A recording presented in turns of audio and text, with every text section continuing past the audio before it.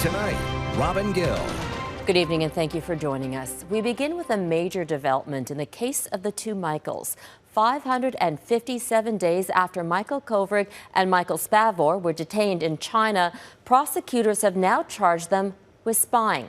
It's an apparent move to pressure Ottawa to drop an extradition case against Huawei executive Meng Wanzhou. The two men have been detained since December 2018, and they could face life in prison.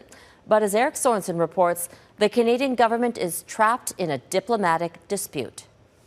With an internal legal deadline approaching, China finally laid charges against two Canadians. 起诉书指控被告人 Both are accused of spying on state secrets for overseas interests. Michael Kovrig and Michael Spavor have been held in harsh conditions for 18 months. They were seized in China just days after Chinese executive for Huawei, Meng Wanzhou, was detained by Canadian authorities at the request of the United States. We have continued to express our disappointment with the Chinese decision. The Prime Minister expressed concern for the two men and their worried families, suggesting the Chinese have linked the two Michaels to Meng Wanzhou's detention here. There obviously are no links except in politics on that. So we will continue to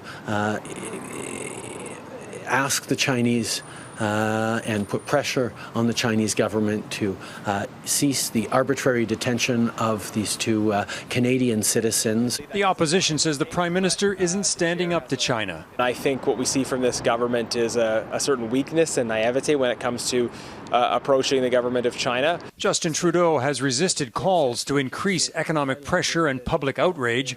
This former ambassador to China says that has to change. If you look at the strategy that has been followed so far, it has produced no result. In my view, the only language that China understands is one of firmness. But raising the temperature with the Chinese risks setting back a diplomatic solution. I think it's important that we've reached the phase of trying not to escalate tensions, but to manage them.